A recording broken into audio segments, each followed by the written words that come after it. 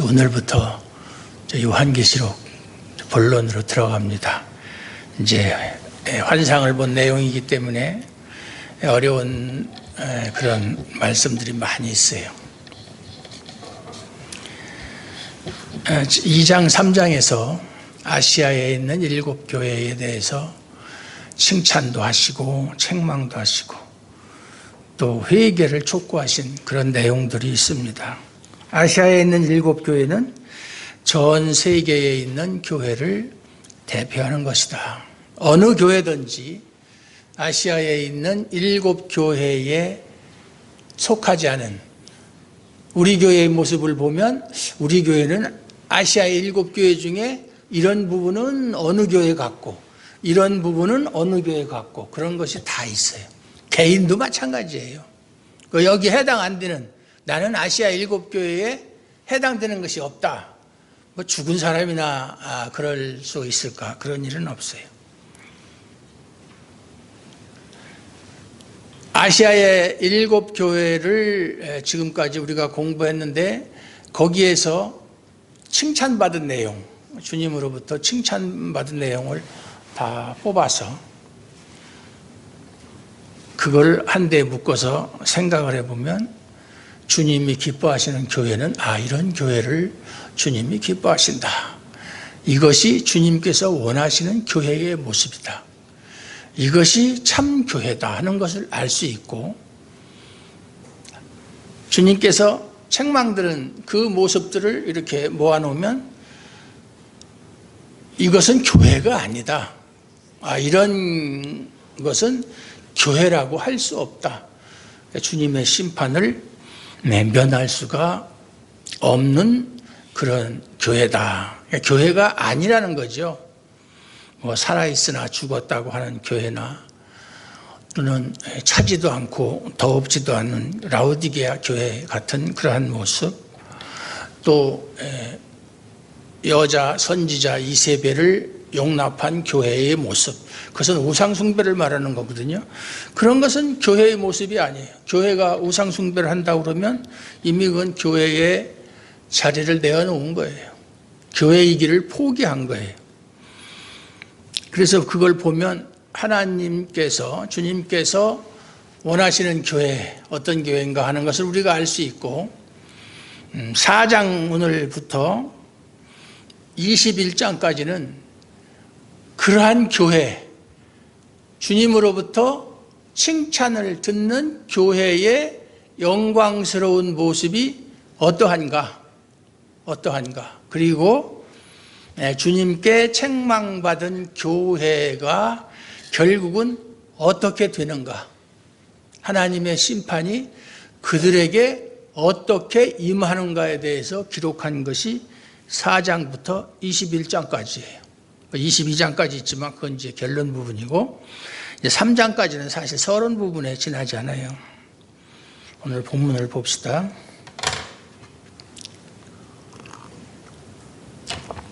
이 일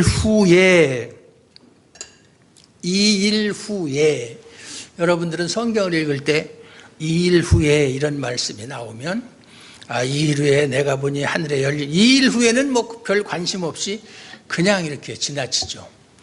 이 일 후에 우리가 흔히 생각할 때 이 일 후에라는 것은 아시아에 있는 7교회에 대해서 이야기하고 주님께서 그 아시아의 7교회에 대해서 이야기한 이후에 그렇게 생각할 수가 있는데 그 뜻이 아니에요. 그 뜻이 아닙니다. 이 성경은 제대로 해석하면 우리가 기존에 가지고 있던 우리의 생각들이 많이 허물어집니다. 나는 그렇게 생각하고 있었는데 그게 아니었었구나. 그런 것들이 한두 가지가 아니에요. 저도 가끔 성경을 이렇게 읽다가 원서를 찾아보고 그러면 이게 이런 뜻이었었구나. 생각 없이 그저 그냥 선입견으로 가지고 있던 그런 고정관념이 잘못된 것이구나 하는 것을 많이 깨달아요. 성경은 다른 성경도 마찬가지지만은 특히나 요한계시록, 이 묵시문학에 속한 그런 책은 시간적인 순서로 기록되어 있지 않아요. 시간적인 순서 아니면 사건의 순서 이렇게 기록된 게 아니에요. 그걸 여러분이 명심을 하셔야 돼요. 요한계시록을 공부하려면 시간적인 순서로 기록된 것이 아니다. 예를 들면 6장에 가면 이제 그때부터 본격적으로 이제 재앙이 시작되는데 첫 번째가 무슨 재앙이죠? I don't know. 인재앙이 나옵니다. 인재앙, 도장, 인재앙.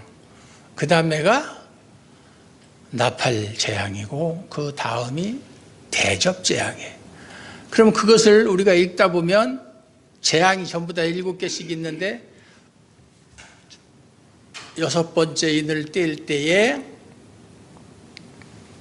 대접재앙이 시작된다. 또 그 다음에 대접재앙이 끝날 무렵에서 나팔재앙이 시작된다. 이런 식으로 이해하지 말라 그 말이에요. 그런 순서가 아니라는 거예요. 네? 순서나 시간적인 순서로 되어 있지 않고 또 한 가지 명심해야 할 것은 요한계시록을 읽으면서 다른 성경, 복음서나 이런 구약 성경을 읽으면서는 이렇게 하면 안 되겠구나. 이렇게 하면은 하나님께 벌을 받겠구나. 이런 생각을 가지고 읽을 수 있어요. 그래서 나는 그러지 말아야 되겠다. 이렇게 교훈을 받을 수가 있는데 요한계시록은 그런 식으로 읽지 말라 그 말이에요. 요한계시록은 구원받은 사람이, 구원받은 성도가, 구원받은 교회가 오늘 요한이가 먼저 하늘에 올라가서 환상을 보는데 하늘에 올라가서 구원받은 사람, 성도, 구원받은 교회의 영광스러운 모습이 어떠한 것인가를 보고 하늘에 올라앉아서 세상을 내려다보면서 왜 저들은 하나님의 심판을 견디지 못할까? 왜 저들은 하나님의 심판을 자초했을까? 그것을 보고 깨달으라는 거예요. 그러니까 구원받은 사람이 하늘에 올라앉아서 하나님이 계신 하나님 곁에 앉아서 세상을 보면서 세상에서 구원받지 못한 사람들이 왜 저들이 구원받지 못했는가? 저들이 왜 하나님의 심판을 받아야 마땅한가? 그것을 깨닫는 것이 요한계시록이.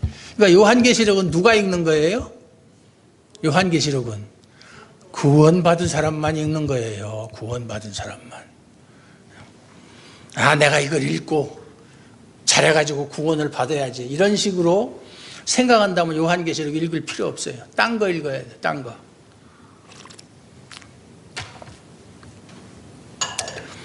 내가 보니 하늘에 열린 문이 있다. 그리고 특별히 요한계시록을 해석할 때 문자적인 해석은 될 수 있으면 하지 말아야 돼. 다 그런 건 아니지만 문자적인 해석은 상당히 위험합니다. 하늘에 열린 문이 있다. 여러분 상상해 보십시오. 하늘에 문이 있다? 문이 열려 있다? 여러분들 보통 생각할 때 문 옆에는 뭐가 있죠? 예? 문 옆에는 뭐가 있어요? 예? 벽이죠. 그래서 벽으로는 사람이 출입을 할 수가 없고 문으로만 출입할 수 있잖아요. 그럼 하늘에 뺑뺑 둘러서 벽이 쳐져 있고 문이 몇 개인지 모르지만 문이 있는 거예요? 그건 아니죠. 그렇죠? 하늘에 벽이 있을 리가 없고 하늘에 문이 있을 리가 없어요. 이것은 다 계시적인 의미예요. 계시적인 의미. 예. 하늘에 문이 있다. 어딨나 아무리 망원경을 가지고 찾아봐도 문은 보이지 않을 거예요. 계시적인 의미다. 내가 들은 바 처음에 내게 말하던 나팔소리 같은 그 음성. 이게 이제 요한계시록 1장 10절에 보면 나오잖아요. 1장 10절에 보면 주의 날에 내가 성령에 감동되어 내 뒤에서 나는 나팔소리 같은 큰 음성을 들으니 이르되 네가 보는 것을 두루마리에 써서 에베소, 서머나, 보가모, 두아디라, 사대, 빌라델비아, 라우디게아 등 7교회에 보내라 하는 음성을 들은 것이 요한이가 반모섬에서 주의 날에 성령에 감동되어 처음 들은 음성이잖아요. 그와 똑같은 음성이 재차 들린 거예요. 오늘 4장에서는. 소리 같은 음성이 이르되, 처음에는 뭐예요? 내가 네게 이야기하는 것을, 일곱 교회에 대해서 이야기하는 것을 기록하라 그거잖아요. 근데 오늘은 뭐예요? 요한 보고 하늘로 올라와라. 너에게 내가 모든 것을 다 보여주겠다 이거예요. 예, 상황이 바뀌었어요. 옛날에는 듣기만 했는데 이제는 하늘에 직접 올라가서 모든 것을 보는 거예요. 이 보는 것도 좀 상상력을 좀 발휘해 보세요. 요즘 사람들이 생각하는 거 싫어하고 이게 추리하고 유추하고 이런 걸 지금 싫어하는데, 문이 있어. 문이 있는데 문을 빼꼼히 열고 몸은 밖에 있으면서 고개만 안으로 넣어가지고 이렇게 두리번 살핀 건지 아니면 문 안으로 들어간 건지 그런 생각도 좀 해보세요. 근데 실제로 문이 없다고 그랬으니까 그건 해당이 안 되는 거겠지만, 우리가 성경을 읽으면 성경은 다른 책하고 달라서 문자를 읽으면 안 돼요. 문자 읽으면 안 돼요. 만약에 오병이의 기적에 대한 이야기를 들을 때는 내가 그 자리에서 주님이 떼어주는 떡을 먹는 입장에서 그걸 성경을 읽어야 돼요. 먹는 입장에서, 제3자 입장에서, 관전자 입장에서 성경을 보지 말라 그 말이에요. 당사자 입장에서 2000년 전에 유대 지방에 가서 내가 유대인으로서 예수님에게 찾아가서 예수님 말씀도 듣고 베푸시는 기적도 보고 예수님이 떼어주시는 떡도 먹는 사람의 입장에서 성경을 보라 이 말이죠. 그래야 뭔가 깨닫는 게 있어요.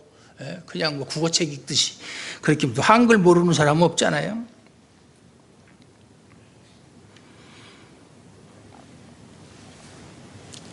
여기서 이리로 올라오라 이 말씀을 근거로 해서 세대주의자들은 이것이 바로 휴거를 말하는 것이다. 이제 이렇게 참 이단들이 말이죠. 성경을 뽑아내서 이용하는 거 보면 기가 막혀요. 이게 휴거를 말하는 것이, 이게 무슨 휴거를 말하는 거예요? 전혀 그거하고는 관계가 없는 말씀이에요. 이후에 마땅히 일어날 일들을 내가 네게 보여주리라. 눈으로 확인시켜 주겠다. 여기서 이제 마땅히 일어날 일들은 요한이 본 시점을 기준으로 해서 그 이후에 일어날 일들이죠. 그렇죠? 예. 그러니까 요한의 입장에서 보면 미래적인 일들이에요. 그러나 지금 우리의 입장에서 보면 2000년이라는 시간이 흘렀기 때문에 많은 사건들이 이미 이루어졌고 아직 이루어지지 않은 사건들도 있고 그래요. 모든 것이 다 미래에 있다 이렇게 생각하면 안 돼요. 사람들이 말이죠, 이 요한계시록에서 나오는 심판의 이야기를 들으면 어떻게 생각하느냐면, 이것은 지금 우리하고는 상관이 없어. 나중에 일어날 일이야. 여기 보면 일어날 일들이라고 하지 않았느냐. 지금 우리 시대는 상관이 없어. 나중에 일어날 일들이다. 이렇게 생각을 하니까 심판에 대한 두려움이 있다 없다? 없어요. 심판? 그건 나중 얘기인데 지금은 세상에서 마음껏 즐기고 먹고 마시고 그냥 취하고 여러분들이야 그러지 않겠지만 어쨌든 그렇게는 안 하더라도 어쨌든 하나님보다는 심판에 대한 관심보다는 현 세상에 대한 관심이 더 많은 것은 사실이다.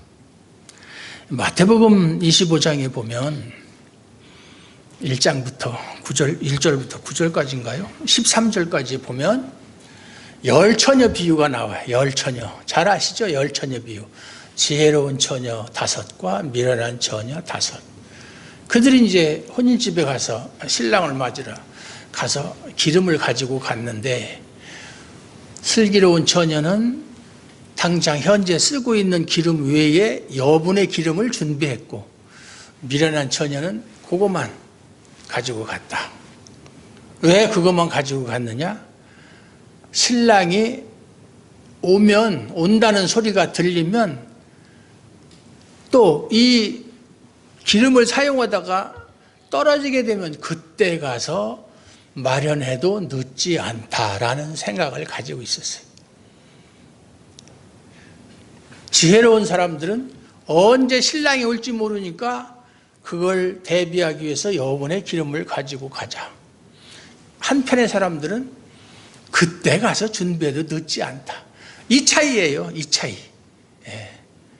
그러니까 지혜로운 사람은 미래에 일어날 일을 미래의 일로 생각하지 않고 지금 당장 나에게 닥쳐오는 일로 생각하고 준비하는 사람이 지혜로운 사람이고, 아니야, 지금은 아니야, 먼 미래에 일어날 일이야, 그때 가서 준비하면 돼 하는 사람은 심판받기에 합당한 사람이고 하나님한테 버림받기에 합당한 사람이에요. 그걸 아셔야 돼요. 그런 긴장감이 있어야 돼요. 신앙생활하는 사람들은. 여러분들은 심판에 대해서 얼마나 생각을 합니까? 우주적인 종말이 되었던, 나 개인적인 종말이 되었던 그 종말에 대해서 얼마나 생각을 하시느냐고요. 지금 당장은 다 해당 없다.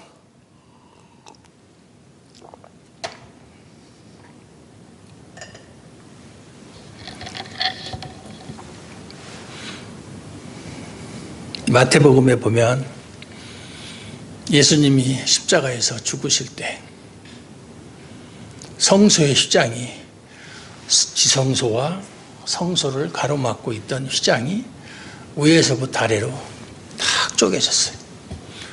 이제는 지성소와 성소의 구분이 없어졌어요. 그러니까 그걸 해석을 할 때에 이제는 원래 지성소는 대제사장만 1년에 한 번씩 들어갈 수 있는 곳인데 이제는 누구나 지성소에 가서 하나님께 기도를 하거나 예배드릴 수 있다. 뭐 그거 틀리는 말 아니에요. 그러나 좀 바꿔서 좀 생각을 해보세요. 바꿔서. 지성소와 성소의 구분이 없어졌다는 것은 이 세상이 다 뭐가 되었다? 뭐가 되었다? 지성소가 되었다는 거잖아요. 예? 이 세상이 다 지성소라는 얘기예요. 이 세상에 우리가 사는 곳이 지성소라는 얘기예요. 지성소에서 살면, 지성소에서의 삶을 살지 않으면 하나님한테 죽임을 당한다는 거예요. 성경의 말씀대로 하면. 예? 그 얘기잖아요. 자꾸 그렇게 누구든지 하나님 앞에 나가서 예배할 수 있다, 이렇게만 생각하면 나하고 별로 이렇게 가깝게 느껴지지 않는 얘기예요. 근데 이제는 세상과 지성소의 구분이 없어졌고 다 이 세상이 지성소가 되었다. 하나님의 영광으로 다스리는 지성소다. 그럼 지성소에 사는 사람은 지성소에 합당한 삶을 살아야 된다. 그렇지 않으면 대제사장이 됐든 누가 됐든 죽임을 당한 것처럼 우리도 화를 면할 수가 없다. 이런 생각, 이런 긴장감, 이걸 가져야 된다 이거예요. 그게 없어요. 그게 없어요. 내일 월요일 날 제가 속해 있는 노회에서 야유회를 간다나 어디를 간다나 자꾸 가자고 문자가 오길래 나 안 가. 나 그런 관심 없어. 저 이제 아는 친구 목사도 집에만 있지 말고 좀 가자. 사실 집에 있으면 하루 종일 전화 한 통 오는 사람 없어요. 전화 한 통 오는 사람 없어요. 참 우리 성도들 야속해. 내가 전화 누구한테 할 사람, 전화 또 할 사람도 없어. 또 끼켜야 그냥 목사님들 한두 명. 그러면 이제 그동안 하루 종일 말을 않고 있다가 전화를 하게 되면 전화를 오래 하죠. 우리는 전화를 하면 세상적인 얘기는 안 해요. 목사가 세상적인 얘기 하려고 전화할 일은 없잖아요. 성경 읽다가 또는 설교 준비하다가 이것은 무슨 뜻인가 이렇게 서로가 의논하기도 하고, 또는 서로가 의견이 달라서 논쟁을 하기도 하고, 그렇게 해요. 그래야 발전이 있죠. 그럴 때에 누군가가 저한테 전화를 해서 목사님 제가 성경을 읽다가 이해가 안 돼서 그러는데 이게 무슨 말씀이죠? 그러면 얼마나 자세히 제가 설명을 하겠어요. 말할 사람이 없어서 지금 입이 근질거려 죽겠는데, 나중에 교회가 좀 커지면 큰 교회 여러분이 또 가시게 될 일도 있을지 모르는데 목사님하고 개인적으로 그런 거 있어 하고 싶어도 못해요.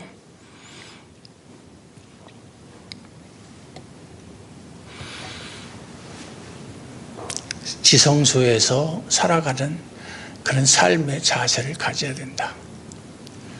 목사님들하고 같이 이렇게 어디 뭐 야유회고 어디고 가면 왜 목사들에게 쓸데없는 소리들을 하는지 몰라요. 세상 얘기밖에 안 해요. 듣기 싫어 죽겠어요. 목사들끼리 모이면 할 얘기가 뭐 있어요?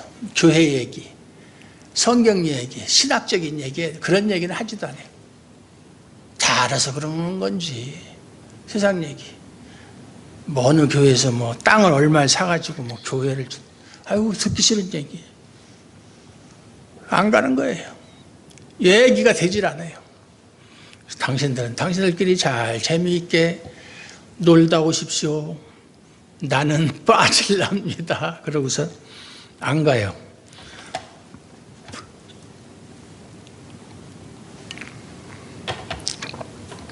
여러분도 주일날 교회 오면 예배 시간 전에 일찍 오면 모여서 교회 다른 얘기 안 하잖아요. 세상 얘기하지. 근데 우리 대한예수교 장로회 헌법에 있는 예배 모범에 보면 성도는 교회에 주일날 오면은 예배 시작하기 전에는 성도들하고 이야기하지 말 것, 인사도 하지 말라고 그랬어요. 인사도 하지 말 것. 이렇게 들어오면서 이제 저하고 눈이 마주치면 이렇게 인사하는데 그것도 하지 말라고 그랬어요. 예배가 끝나기 전에는 목사님한테 인사하는 것도 성도들끼리 이야기하고 하는 것도 일체 금한다. 와서 조용히 앉아서 예배를 위해서 기도하고 오늘 말씀을 전하실 목사님을 위해서 기도하고, 그게 다 자기를 위해서 하는 일이잖아요. 제가 맨날 쓸데없는 소리나 하면 좋겠어요? 세상 얘기나 하고. 또 하나님 말씀을 엉터리로 자의적으로 하면은 여러분에게 이익이 되겠어요? 하나님 말씀 잘 전하게 해달라고 기도하고, 그리고 주보를 보고 그날 말씀 본문과 그날 부를 찬송가를 미리 찾아놓고, 그렇게 하다가 예배 시작하면은 예배에 열중하고, 예배 중에 왔다 갔다 하거나 옆 사람하고 이야기하거나 예배 중에 성경책을 본다거나 설교 중에 다른 짓 하면 안 되는 거예요. 하지 마요. 조는 것도 안 되고. 아직까지 조는 사람은 뭐 많지 않은데, 제 설교가 수면제는 아니지 조는 사람은 많지 않은데, 그렇게 하지 말라고 그랬는데, 옛날에 우리 교회에 있던 정재경 형제 있잖아요. 그 친구가 우리 교회에 오기 전에 그 청교도 아주 그 정신으로 목회를 하는 교회를 오래 다녀가지고 우리 교회 와가지고 보고 깜짝 놀랐다는 거. 이건 교회가 아니다. 너무 개판이다. 너무 개판이다. 그래서 제가 이제 약간 뭐 변명 비슷하게 설명도 해주고 그랬는데, 그 교회는 또 너무 율법적인 것이 강해서 그 입장에서 보면 그럴 수도 있는데, 될 수 있으면 예배 마치고도 시간이 많으니까 예배 마친 다음에 이야기를 하는 것이 좋겠다.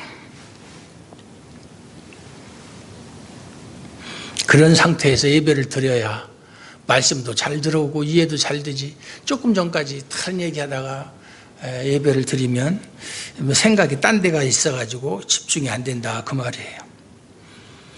일어날 일들을 내가 내게 보이리라 하시더라. 내가 곧 성령에 감동되었더니, 성령에 감동되었다, 이 말을 원어 성경을 그대로 직역을 하면 내가 완전히 성령 안에 있었더니, 그 말이에요. 성령에게 사로잡혀 있었다. 자기의 생각, 의지 이런 것은 다 이제 없다. 오로지 성령의 뜻대로 움직이는 그런 수동적인 존재가 되었다. 생각까지도. 보라, 하늘의 보좌를 베풀었고 그 보좌 위에 앉으신 이가 있는데, 이 말씀은 에스겔서에도 그 1장 1절에도 보면 에스겔이가 유다가 바벨론에게 포로로 잡혀갈 때 제일 먼저 포로로 잡혀간 사람이 다니엘과 그 세 친구고, 두 번째 포로로 잡혀간 사람이 에스겔이에요. 잡혀간 지 30째 되는 해, 30년 됐을 때 넷째 달 초닷새에 아주 정확하게 시간을 밝힙니다. 하늘이 열리며 내가 사로잡힌 자 중에 있더니, 그발강가에 사로잡힌 자 중에 있더니 하늘이 열리며 하나님의 모습이 보였다. 그렇게 진술하고 있어요. 또 이사야 6장 1절에 보면 우시야 왕이 죽던 해에 내가 본즉 주께서 높이 들린 보좌에 앉으셨는데, 보좌에 앉으신 모습을 봤다는 얘기죠. 이사야도 그렇고 에스겔도 그렇고 그런 것과 똑같은 거예요. 오늘 요한도 그 보좌 위에 앉으신 이가 있는데, 보좌가 있고, 원래 보좌는 하나님의 여기도 24장로들도 보좌에 앉았다고 그랬는데, 보좌, 의자죠. 의자 앉아 있고, 앉으신 이의 모양이 하나님이죠. 근데 이게 잘못 해석은, 문자적으로 해석하면 하나님의 모양이 있나? 하나님은 영이시라 모양이 없는데 무슨 앉으신 이의 모양이야? 이렇게 생각할 수 있잖아요. 문자적으로 해석하면 하나님 모양이 있다는 거가, 형상이 있다는 것이 되잖아요. 그러니까 이렇게 문자적으로 해석하면 안 된다는 얘기예요. 이것은 계시적으로 성령에 감동돼서 본 내용이지, 이 사람의 육안으로 본 내용이 아니에요. 하나님은 모양이 없어요. 형상과 모양이 없어요. 그런데 벽옥과 홍보석 같더라. 벽옥과 홍보석. 보석의 일종인데, 벽옥이 어떤 보석인지, 홍보석이 어떤 보석인지 알지를 못한대요. 그냥 책에만 나오지 정확하게 알지 없고, 녹보석은 지금도 알 수 있다고 그래요. 녹보석. 홍보석 같고, 또 무지개가 있다. 이 무지개 하면 벌써 우리가 떠오르는 게 무슨 무지개가 생각나죠? 무지개, 노아의 무지개. 창세기에 나오는 노아의 무지개. 무지개가 왜 떴죠, 그때? 무지개. 그것은 창세기 9장에 나오는 무지개. 내가 내 무지개를 구름 속에 두었나니 이것이 나와 세상 사이에 언약의 증거니라. 이렇게 말씀하셨어요. 언약의 증표로서의 무지개. 여기 나오는 무지개도 마찬가지예요. 언약의 증표로서의 무지개. 하나님이 언약하신 것은 반드시 지키신다는 그런 의미에서의 무지개예요. 무지개. 그럼 하나님께서 약속하신 것을 반드시 지키려면 하나님께 뭐가 있어야 되느냐? 하나님의 우리 죄를 용서하시는 긍휼과 자비가 있어야만 되는 거예요. 그게 없이는 하나님이 약속하신 것을 이룰 수가 없어요. 우리가 그렇게 하나님 앞에 당당하게 나아갈 수 있는 존재가 되질 못해요. 무지개. 보좌에 둘렸는데 그 모양이 녹보석 같더라. 이 녹보석이 이제 은혜와 긍휼을 상징한다고 그래요. 그래서 무지개 자체가 하나님의 언약의 증표요, 은혜와 긍휼의 증표다. 또 보좌에 둘려 24보좌들이 있고, 이 보좌가 큰 보좌가 있고 이렇게 둘러서 24보좌들이 있는데, 그 보좌들 위에 누가 있느냐? 24장로들이 흰옷을 입고 머리에 금관을 쓰고 앉았더라. 옛날 성경에는 면류관이라고 그랬는데, 금관, 면류관 똑같은 소리예요. 면류관은 누구한테 주는 거죠? 승리자에게 주는 관이에요. 옛날에 마라톤에서 1등을 하면 월계관을 이렇게 씌워줬죠. 면류관이. 그럼 24장로는 또 누구냐? 24장로. 24장로에 대한 해석이 수십 가지. 그러나 그걸 일일이 다 열거할 필요는 없고, 골치 아프고, 맞는 얘기도 있고 틀리는 얘기도 있고 비슷한 얘기도 있고 그걸 다, 그러니까 우리 인간의 능력이라는 게 그거밖에 안 되는 거예요. 24장로가 누구냐? 그걸 확실히 얘기할 수 있는 사람이 그렇게 많지 않다는 얘기예요. 다른 성경도 마찬가지고 다른 부분도 마찬가지죠. 그래서 흔히 일반적인 해석이, 전통적인 해석이 구약의 12족장과 신약의 12사도를 대표하는 하늘의 천사다. 이것이 일반적인 해석이에요. 구약의 12족장과 신약의 12사도들이라는 말이 아니라 그들을 대표하는 하늘의 천사들이다. 그래서 이들은 하나님을 수종들고 또한 자기가 대표하는 그런 사람들. 그러니까 다시 말해서 구약과 신약 다 합치면 구약의 12족장, 신약의 12사도를 다 합치면 24인데 그 24장로를 더 이렇게 합치면 무슨 뜻이 되죠? 뭐가 되죠? 무엇의 대표라는 얘기예요? 예? 교회의 대표라는 거잖아요. 교회의 대표. 예. 교회. 여러분들이 교회라는 말이 머릿속에 확 박히질 않아서 그래요. 교회. 아까 얘기했잖아요. 구원받은 사람들. 구원받은 사람들. 모든 구약과 신약의 모든 구원받은 사람들을 대표하는 천사들이다. 예. 머리에 금관을 썼다. 승리자라는 얘기예요. 모든 것을 다 이기고 또 이긴 사람들. 이기는 자에게는 내가 하나님의 성전이 기둥이 되게 해주겠다. 약속하셨잖아요. 7교회에. 이긴 사람들. 이긴 사람. 이미 이긴 사람. 아까 얘기했잖아요. 우리는 이미 모든 것을 다 이기고 하늘에 속한 사람. 하늘에 앉아서 땅을 내려다보는 사람들이다. 그랬잖아요. 그게 우리의 모습이다. 그걸 실감을 해야 돼요. 오늘은 4절까지죠. 그런데 이것이 이제 우리 영광스러운 교회의 모습. 요한이가 먼저 하늘에 올라가서 그걸 봤어요. 하나님의 모습도 보고, 물론 계시의 눈으로 봤지만 또 24장로도 보고, 나중에는 24장로를 성경도 해석해 줍니다. 이렇게 하는데 그 부러워할 필요 없어요. 왜냐하면 우리가 앞으로 실제적으로 체험할 것을 미리 요한이가 본 거예요. 우리도 나중에는 실제적으로, 요한은 계시의 눈으로 보았지만 우리는 우리의 몸을 가지고, 영광스러운 몸을 가지고 볼 것을 미리 이야기한 거예요. 요한이가 미리 알려준 거예요. 이걸 보고 우리가 얼마나 위로가 되는지 알 수 없어요. 내가 나중에 그렇게 하나님 앞에 당당한 모습으로, 참 금면류관을 쓴 모습으로 하나님 앞에 설 수 있겠다. 이 생각하면 너무나 감격스럽죠. 이것이 이제 참 교회의 모습이고, 이것이 중요한 건데, 요즘에 현대 교회를 보면 교회가 교회로서의 참된 모습을 유지하는 것에는 별 관심이 없어요. 그저 교회 몸집 불리기.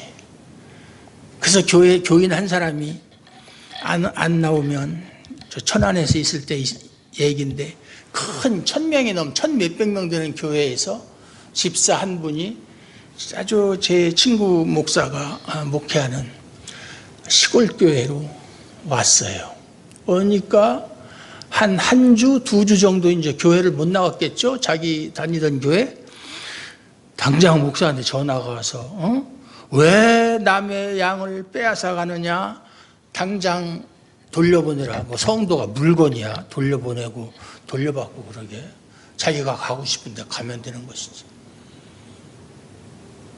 그러니까 이제 그 목사가 또 이제 고참 목사가 그러니까 어쩔 수 없어서 그 집사님한테 사정이 이만저만하니 집사님 교회로 돌아가십시오. 그러니까 안 간다. 그리고 여기도 안 가고 저기도 안 가는 거예요. 가겠어요? 예? 그런 소리 듣고 안 가지. 가면 이상한 거지. 그저 어떻게 하든지 교인 하나 더 끌어들이려고 온갖 수단 방법 다 동원하고, 성도들이 생명에서 떠나 있는지 생명에 붙어 있는지는 관심 없고, 떠나갈까 봐 두려워하고, 목사의 두려움은 자기 교회 성도가 떠나는 것을 두려워하면 안 돼요. 제가 분명히 말씀드리지만 말씀을 잘 가르치고 저보다 훨씬 더 잘 가르치고 그런 사람 많이 있어요. 그런 교회에 있으면 가셔야 되는 거예요. 저는 절대 붙잡질 않아요. 잘못된 교회에 가는 건 제가 말리지만은 어느 교회에 가겠다. 근데 그 교회를 제가 알아보니까 목사님이 훌륭하고 또 말씀이 아주 성경적이고 그러면 가서 잘 신앙생활 하십시오 하고 차비는 못 드릴 망정 보내드려요. 네. 목사의 두려움은 자기 교회 성도가 생명에서 떠날까 봐 그걸 두려워해야 되는 거예요. 네? 나중에 하나님 앞에 가지도 못하고 심판받고 지옥에 간다? 그거 생각해 보세요. 그거 얼마나 가슴 미어지는 일입니까? 그게 가장 두려워해야 될 일이지 다른 교회로 간다? 갈 수도 있고 올 수도 있어요. 그게 뭐 그렇게 중요한 거예요. 그래서 성도들에게 참된 영생의 양식을 줌으로 인해서 성도들이 그것을 받아먹고 그들이 생명 안에서 살아가는 것을 볼 때 그것을 가장 큰 기쁨으로 누리는 것, 느끼는 그것이 참 목자예요. 그런 교회가 살아있는 교회예요. 그런 의미에서 우리 주하람 교회는 살아있는 교회입니까? 죽은 교회입니까? 죽은 교회라고 이야기하고 싶은 사람 없겠죠. 그래요. 그래서 그걸 알면 네? 그리스도를 통해서 하늘문이 열려있다. 하늘문은 지금도 계속 열려있어요. 뭐 열면 닫을 자가 없고 닫으면 열 자가 없다고 그랬는데 그것은 이제 그리스도의 주권을 말씀하신 거고 지금도 하늘문은 열려있어요. 열려있어요. 그래서 신자는 그리스도 안에서 하늘의 영광을 보고 아는 사람들이에요. 믿습니까? 그 크고 귀한 그러한 것을 소유한 사람들이다. 우리가 얼마나 귀한 사람인지 몰라요. 그러한 정체성을 알아야 돼요. 그런 사람들은 이 작고 보잘것없는 그렇게 중요하지 않은 세상 일에 연연하지 않아요. 사람이 큰 것을 가지게 되면 작은 것은 별로 관심 안 두는 것처럼 하늘의 그 엄청나고 그 귀한 영광을 믿고 바라본 사람은 세상 일에 연연하지 않고 신자의 영광을 세상에 두지 않고 하늘에 두고 사는 사람들이다. 우리 주하람교회 성도들이 그러한 성도들 다 되시기를 주님의 이름으로 간절히 축원합니다. 하나님 아버지 감사합니다. 오늘도 하나님 사랑하셔서 하나님이 만세전부터 불러주시고 택하여 주신 성도들에게 하나님의 말씀을 전할 수 있도록 은혜 주시니 감사합니다. 바라옵기는 우리 주하람교회 성도가 다 하늘의 영광을 맛보고 그것을 소유하고 그 세상 작은 일에 연연하지 않고 하나님이 주신 영광 속에서 영생을 소유한 사람으로서 여유를 가지고 어떠한 어려움과 환난이 있더라도 주님 포기하지 않고 살아서 이기고 또 이기는 자 되어서 하나님 앞에 당당하게 금면류관을 쓰고 나아갈 수 있는 그러한 성도들 다 되게 하여 주시옵소서. 예수님 이름으로 감사드리옵고 기도하옵나이다. 아멘.